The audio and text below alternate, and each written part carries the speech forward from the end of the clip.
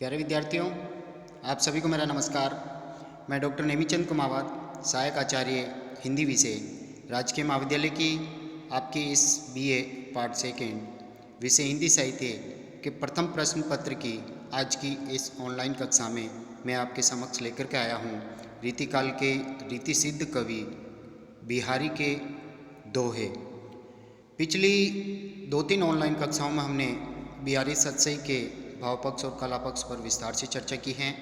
साथ ही बिहारी कवि के कर्तृत्व और व्यक्तित्व पर भी हमने बातें की हैं और बिहारी के 45 दोहे 45 दोहे जो बिहारी सतसई से संकलित किए गए हैं आपकी इस रीतिकालीन काव्य में दूसरे कवि के रूप में ये यहाँ संकलित हैं। पिछले ऑनलाइन कक्षाओं में हमने इस पाठ्य पुस्तक के केशवदास कवि पर हमने उनके 25-30 जो पद संकलित हैं उनकी व्याख्या, उनका भाव विस्तार से समझा।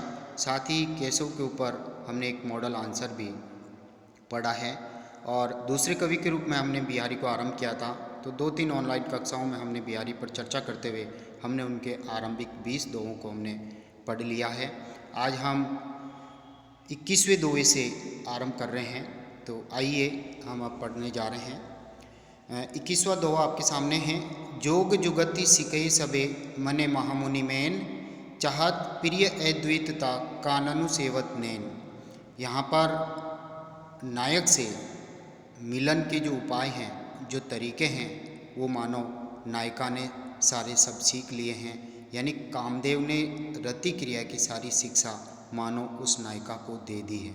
और यहाँ एक सामान्यतः प्रस्तुत प्रसंग ये है कि नायिका के शरीर में यौवनागमन हो रहा है, यौवन का आगमन हो रहा है, नेत्र जो है विस्फारित होकर के कानों तक फैल रहे हैं। तो देखिए, जोग जुगति यानी योग के सारे उपाय, सिखाए सबे यानी सिखा दिए गए हैं। जोग का तात्पर्य योग भी होता है, योग यानी मिलन, और दूसरा तपस्वी के लिए योग की शिक्षा मानो उनके गुरु ने सब सिखा दी है।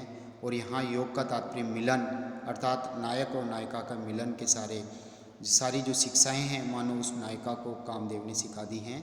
मने महामुनि मैन, मने यानी मानो, महामुनि यानी महान मुनि बनकर के कामदेव ने सारी रति क्रिया की शिक्षा उस यौवनवती नायिका को, नवोढ़ा नायिका को या प्रौढ़ा नायिका को सारी सिखा दी हैं। इसी वजह से चाहत प्रिय द्वैतता, और हम योग की शिक्षा मानो गुरु के द्वारा दे दी है, तपस्या की शिक्षा। तो प्रिय द्वैतता यानी प्रिय यानी परमात्मा से, ये आत्मा का परमात्मा से मिलन, यानी आत्मा जो है अपनी भक्ति के माध्यम से योग की शिक्षा अर्जित करके तपस्या करके मानो परमात्मा में अद्वैतता यानी परमात्मा में विलय की शिक्षा चाहती है। उसी तरह से मानो ये नायिका को यदि कामदेव ने यदि रति क्रिया की शिक्षा दे दी है तो अपने प्रियतम से वह अद्वैतता चाहती है, यानी उनसे घनिष्ठ मिलन चाहती है, उनसे वो अलग नहीं होना चाहती। तो चाहत प्रिय अद्वैतता काननु सेवत नैन, इसलिए मानो इन कानों की सेवा करते करते, सेवा करते करते नैन विस्फारित हो गए हैं, यानी नेत्र कानों तक लंबे हो गए हैं। यानी नेत्र रूपी योगी कान रूपी वन का सेवन कर रहे हैं। यानी योगी तपस्या जिस तरह से वन प्रदेश में करते हैं उसी तरह से नायिका के नेत्र जो है कानों तक लंबे हो गए हैं। ये यौवन के आगमन का संकेत हैं। और यहाँ इसमें ऐसा कहा गया है कि मानो कामदेव ने योग की सारी शिक्षा उस नायिका को दे दी है। 22वां दोहा देखिए। जीने पट में जुलमुली झलकती ओप अपार, सुरतरु की मनु सिंधु में लस्ती से पल्लव डार। यहाँ नायिका की कोई सखी, कोई दूती नायक से ये प्रणय प्रसंग लेकर के जाती है और नायिका के रूप सौंदर्य का वो वर्णन करती है ताकि नायक उस नायिका से मिलन हेतु आ जाए और उनसे वो प्रेम करने लग जाए। तो देखिए, जीने नायिका कहती है, नायिका की दूती नायिका के सौंदर्य के बारे में कहती है कि जीने पट में, पटियन वस्त्र यानी बारीक जो वस्त्र हैं जो उसने पहन रखा है, जुलमुली यानी चमकती हुई, चंचल, झलकती यानी चमकती हुई, ओपियन शोभा अपार्यन असीमित, यानी नायिका जो है पतले महीन वस्त्रों में ढकी हुई है और उसके वस्त्र के अंदर से उसका जो चंचल जो शरीर है, नाक, आँख, कान, मुख, ये सब अत्यधिक शोभा पा रहे हैं, बारीक वस्त्र से अत्यधिक चमकते हुए दिखाई दे रहे हैं। तो शायद इस सौंदर्य का वर्णन सुनकर के नायक उस नायिका के दर्शनार्थ आ जाए या उससे मिलन हेतु आ जाए, इसलिए वह नायिका की दूती उससे प्रेरित कर रही है। और वो उत्प्रेक्षा अलंकार का प्रयोग करते हुए कह रही है, सुर तरु की मनु सिंधु में लस्ती से पल्लव डाल। ऐसा लगता है कि मानो सुर तरु यानी कल्प वृक्ष की कोई जो डाली है कोमल कोमल पत्तों से युक्त होकर के मानो सिंधु यानी सागर की लहरों में कभी छिपती और कभी प्रकट हो जाती है, उसी तरह से बारीक वस्त्रों के बीच में उस नायिका का चंचल शरीर दिखाई दे जाता है, अंग प्रत्यंग दिखाई दे जाता है। प्यारे विद्यार्थियों, यहाँ उत्प्रेक्षा अलंकार है, मनु का प्रयोग हुआ और नायिका के शरीर को यहाँ कल्प वृक्ष की उपमा दी गई है और उसकी जो अंग प्रत्यंग है, नाक, आँख, कान, नेत्र, मुख, उरोज, स्तन, तो इन सभी को कोमल कोमल पत्ते कहा गया है। तो यहाँ नायिका के शरीर को कल्पवृक्ष कहने का तात्पर्य है क्योंकि कल्पवृक्ष सारी इच्छाएँ पूर्ण करता है, उसी तरह से ये नायिका का शरीर जो कल्पवृक्ष है ये नायक की सारी मनोइच्छाएँ पूर्ण कर देगा, ऐसा भावार्थ यहाँ व्यंजित हो रहा है। अगला 23वां दोहा देखिए, अजो तरियोना ही रहो श्रुति सेवत इक रंग, नाक बास बेसरी लयो बसी मुकुतनु के संग। यानी यह नायिका ने जो आभूषण धारण कर रखे हैं, का एक तो कर्णाभूषण, कान का आभूषण और दूसरा नाक का आभूषण, और इसके एक दोहरा अर्थ भी निकल रहा है। श्रुति के दो अर्थ है, श्रुति यानी वेद भी हैं और दूसरा कान का आभूषण कर्ण भी हैं, और तीसरा नाक का अर्थ स्वर्ग भी हैं और नाक बेसरी, और नाक यानी नायिका का अंग नाक हैं जिस पर बेसरी यानी नाक का एक आभूषण है जो वो धारण करती है।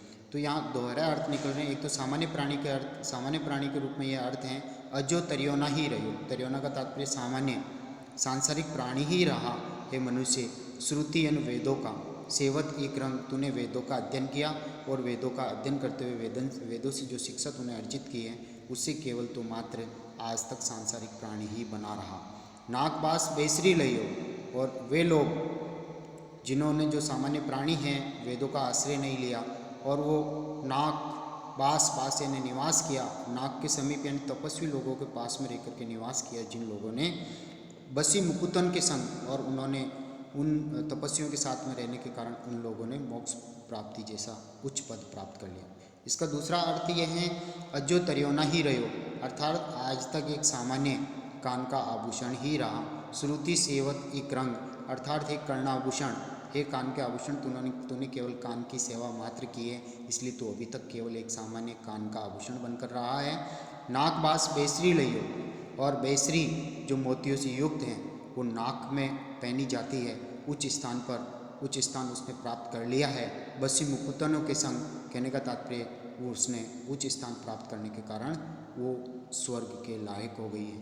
यानी एक नाक का आभूषण सामान्य कहने कान का आभूषण एक सामान्य आभूषण रहा, और नाक का आभूषण जो उच्च स्थान पे स्थापित होने के कारण, उच्च स्थान पे पहना जाने के कारण उसने उच्च स्थान प्राप्त कर लिया। तो ये दोहरे अर्थ हैं, एक सन्यासी के संदर्भ में, एक सामान्य जो सगुणोपासक जो वेदों का अनुसरण करने वाला जो भक्त है उसका उपहास इसमें किया गया है कि तू एक वेदों का अध्ययन करते करते सामान्य प्राणी रहा, जबकि जिसने केवल तपस्वियों के साथ में जो रहा वो मोक्ष प्राप्त कर गए। चलिए अगले 24वें दोहे की ओर हम आगे बढ़ रहे हैं। तोपर वारो उर्वशी सुनी राधि के सुजान, तू मोहन के उर्वशी वे उर्वशी समान। यहाँ उर्वशी शब्द 3 बार आया है, इसलिए यमक अलंकार का प्रयोग हुआ है।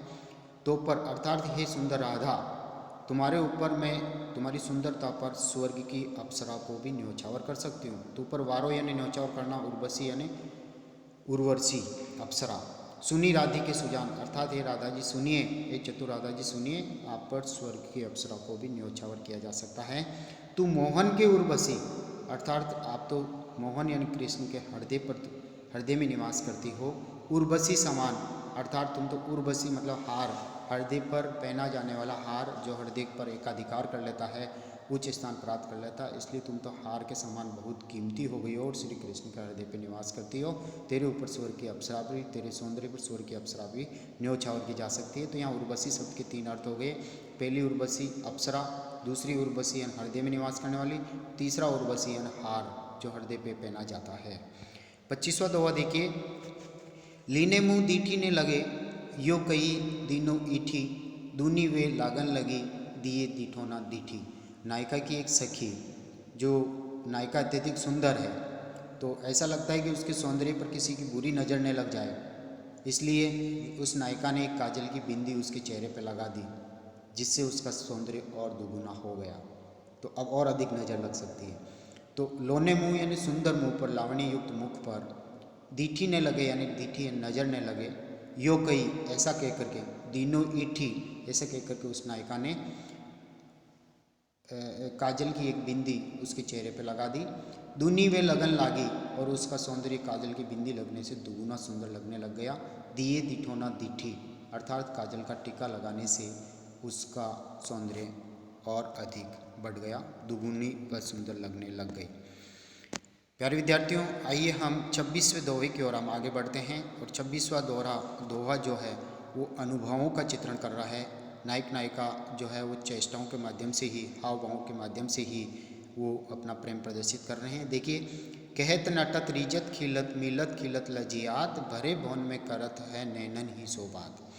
यानी नायक और नायिकाओं के प्रेम का चित्रण है। नायिका जो है अपने परिवार के, कुटुंब के लोगों के बीच में, परिवार में बैठी हुई है, भवन के अंदर, घर के अंदर। दूसरी ओर से नायक आते हैं। नायक यानी कृष्ण हो सकते हैं और ये नायिका राधा हो सकती है, या सामान्य नायक नायिका दो प्रेमी पात्र हो सकते हैं। तो देखिए, नायक आकर के प्रणय प्रसंग रखता है। केत नायक आकर के नायिका से कुछ प्रणय की बात कहता है और नायिका उधर नट जाती है यानी मना कर देती है। और नायिका की मना करने की कला पर जो है नायक रीजत यानी प्रसन्न हो जाता है, खींच जाता है उसके सौंदर्य पर, उनके मना करने की कला पर। जैसे ही नायक प्रसन्न होकर के मुस्कुराता है तो इस मुस्कुराने के हाव भाव को देख करके नायिका खींच जाती है। उसको गुस्सा आता है कि मैं तो यहाँ फंसी हुई हूँ परिवार के लोगों के बीच में और तुम्हें मज़ा आ रहा है। मिलत फिर दोनों के नेत्र आपस में मिलते हैं। खिलत दोनों प्रसन्न हो जाते हैं, दोनों चेष्टाओं से के माध्यम से ही बातें कर रहे हैं। लजियात फिर प्रसन्न होकर के परिवार के लोगों के बीच में किस तरह से हाव भावों से बातें कर रहे हैं, इस स्थिति को देख करके दोनों शर्मा जाते हैं, दोनों लज्जा जाते हैं। भरे भवन में करत है अर्थात लोगों से भवन भरा हुआ है, घर परिवार के कुटुंबिक लोग वहाँ मौजूद हैं। नैनन ही सो सब बात, और नेत्रों के इशारों से वो दोनों प्रेम भरी बातें कर जाते हैं। अगला 27वां दोहा देखिए, नेहू ने अर्थात कहने का तात्पर्य प्रीतम ने प्रेम नहीं किया, या प्रीतम ने मुझे भुला दिया है, या प्रीतम निर्दयी निष्ठुर हो गए हैं। बस यही पीड़ा इन नेत्रों की, उन नायिका की है कि प्रीतम ने मुझे भुला दिया, वो प्रेम नहीं करता है। नैननु को कछु उपजी बड़ी बलाई, और इसलिए बलाई यानी बीमारी, कोई परेशानी, यानी इन नेत्रों को एक ऐसी बीमारी लग गई है कि शायद नायक ने मुझे भुला दिया है, या नायक मुझसे प्रेम नहीं करता है। तो ये एक बीमारी लग गई है कि उससे लगातार अश्रु धारा गिरती रहती है, अश्रु बंद ही नहीं होते हैं, अश्रु रुकते ही नहीं हैं। नीर भरे नित पड़ती रहे, नीर भरे जल भरे हुए, आंसुओं से भरे हुए ये नेत्र रात और दिन रहते हैं। तब उन्हें प्यास बुझाई, फिर भी इन नेत्रों की प्यास नहीं बुझती है, अर्थात दर्शन अभिलाषा की प्यास, वो नायक के दर्शन करना चाहती है, उनसे मिलना चाहती है, ये प्यास उसकी बुझती नहीं है, भले ही रात और दिन उन आँखों से अश्रुधारा प्रवाहित हो। आंसू होते हुए भी प्यास नहीं बुझना विरोधाभास है, क्योंकि पानी पास में है फिर भी प्यास नहीं बुझना, लेकिन यह दर्शन की प्यास है। 28वां दोहा देखिए, जगतु जनायो जिनी सकलु सो हरि जानियो नाही, जो आँखिनु सब देखिए आँखी ने देखी जाई। यानी इस पद में भक्ति भाव का चित्रण है। बिहारी जी यहाँ पर मनुष्य को संबोधित करके कह रहे हैं कि हे मनुष्य, जिस परमात्मा ने तुझे जन्म दिया है, मनुष्य योनि में जन्म दिया है, तूने इस संसार की, उस परमात्मा ने तुझे आंखें दे करके, हाथ नाक मुंह कान सब उचित स्थान पे तेरी संरचना करके सारी संसार की चीज़ों से तुझे अवगत कराया, यानी सारा इंद्रिय बोध करवाया, लेकिन उस परमात्मा को तूने अभी तक नहीं जाना। देखिए, जगत्तु जनायो, जगत्तु यानी संसार को जनाया, यानी संसार का ज्ञान कराया जिस परमात्मा ने। जिहि सकोलु अर्थात जिसने सकलु यानी सारे संसार का बोध कराया। सो हरि जानियो नहीं, और उस हरि के बारे में तूने एक बार भी खोज खबर नहीं की कि उस वह परमात्मा कौन है, उसकी भक्ति मुझे करनी है या नहीं। जिस प्रकार यहाँ उदाहरण देकर के यहाँ बिहारी जी समझा रहे हैं कि जो आँखिनु सब देखिए अर्थात आँखें सब कुछ देख सकती है, आँखी नहीं देखी जाए, और वह आँखें अपनी खुद की आँखों को नहीं देख सकती, उसी तरह से ये मनुष्य संसार को सब कुछ देख सकता है, लेकिन जिसने जन्म दिया उस परमात्मा को वो देख नहीं सकता, वो उसके हृदय में निवास करता है। तो ये भक्तिभाव से संबंधित हुआ। अगला है 29 वाला 29 दोहा, जिसमें दीर्घ सांस ने लई दीर्घ सांस ने लई दुख, सुख साई ने भूली, दई दई क्यों करतु है, दई दई सुख कबूली। यहाँ ये भी भक्ति भावना से संबंधित दोहा है। बिहारी जी कबीरदास जी की तरह ही यहाँ पर ये कह रहे हैं कि हे मनुष्य, तू दुख की स्थिति में परमात्मा को याद आता है और सुख में तू परमात्मा को भूल जाता है। अब जब दुख आए तो तू लंबी लंबी आहें क्यों भरता और परमात्मा को क्यों याद करता? तो सुख और दुख में समान रूप से तुझे परमात्मा को याद करना चाहिए। तो दीर्घ सांस ने ली, दीर्घ यानी लंबी लंबी अब सांसें क्यों लेता है दुख में? सुख साई ने भूलई, और सुखद स्थिति में तू परमात्मा को नहीं भूलता तो आज दुख में तुझे लंबी सांसें आहें नहीं भरनी पड़ती। दई दई क्यों करत हो? दई दई अर्थात हे देव, हे प्रभु, हे परमात्मा, मेरे भाग्य में तूने ये क्या कर दिया, इतना कष्ट मुझे क्यों दिया? तो अब तू परमात्मा को क्यों याद करता है? दई दई सुख कबूली, और दई दई यानी उस विधाता ने जो तुझे दिया है, चाहे सुख या दुख, दोनों को समभाव से तू अब कबूल। जब सुखद स्थिति को तूने स्वीकार किया तो अब दुखद स्थिति को भी तूने स्वीकार करना होगा। यानी प्रकृति परिवर्तनशील है, समय परिवर्तनशील है, उसी तरह से सुख और दुख रात और दिन के क्रम की तरह मनुष्य के जीवन में आते रहते हैं। तो तू सुखों को जिस तरह से अपनाता है उसी तरह से दुखों को अपना, और दोनों स्थितियों में तू परमात्मा को याद करता रहे, उन्हें भूल मत। अगला 30वां दोहा हमारे सामने है, और 30वां दोहा है, पावक सो नैननु लगे, जावको लाग्यो भाल, मुकुरु होंगे नेक में, मुकुरु बिलो को लाल। पावक सो नैननु लागे, यहाँ खंडिता नायिका का उदाहरण है। उसका जो नायक है, जो प्रिय है, वो परकिया नायिका के साथ रात में रमण कर करके आता है, उसके साथ संयोग सुख प्राप्त करके आता है। तो नायिका के पैरों में लगा हुआ महावर, मेहंदी जैसा लाल रंग, शायद उसने नायक ने नायिका से अनुविनय की होगी, उसके पैरों में गिरा होगा, और पैरों में गिरने से उसके मस्तक पर महावर, लाल रंग का महावर यानी मेहंदी लग गई है। तो ये नायक के ललाट पर अभी भी लगी हुई है। वो प्रातःकाल जब आता है तो वो उसकी प्रेयसी जो है उसको देख करके उसके हृदय में आग लगती है, उसे कष्ट होती है, उसे पीड़ा होती है। देखिए, पावक सो नैननु लागे, उसके नेत्रों में आग सा लगने लगा उसको। जावकु लाग्यो भाल, जावकु यानी महावर उस नायक के मस्तक पे लगा हुआ है। मुकुरु होंगे नेक में, और नायक की एक आदत है कि वो इन बातों से तुरंत मुकर जाता है। इसलिए प्रमाण स्वरूप वह नायिका, उसकी प्रेयसी उससे कहती है कि तुरंत जाकर के दर्पण में देखो तुम्हारे मस्तक पर क्या लगा हुआ है, ये महावर कहाँ लगा हुआ, किस नायिका के पैरों में जाकर के तुमने अनुनय की और रात भर तुम रमण करके आए हो। तो मुकुरु होंगे, मुकुरु यानी मुकर जाना, होंगे नेक में, थोड़ी देर में तुम अपनी बात से मुकर जाओगे। मुकुरु यानी दर्पण, या मुकुरु शब्द 2 बार आया, दोनों बार अर्थ अलग अलग हैं, यहाँ यमक अलंकार हैं। बिलोको यानी देखो, लाल यानी अर्थात हे प्रिय, हे लाल, तुम दर्पण में जाकर के अपना चेहरा देखो, तुम्हारे मस्तक पर अभी भी महावर लगा हुआ है। तो इसका यही संकेत है कि तुम रात्रि में किसी अन्य परकीय नायिका जो है उसके साथ रमण करके आए हो, रति क्रिया करके आए हो, इसलिए उसकी प्रेयसी को ये आग जैसा कष्टकारी लगता है। प्यारे विद्यार्थियों, हमने अभी इस ऑनलाइन कक्षा में 10 दोहों का अध्ययन किया है, बिहारी के 10 दोहों पर विस्तार से चर्चा की है, और अब अगले दोहे अगली ऑनलाइन कक्षा में पढ़ेंगे। Thank you.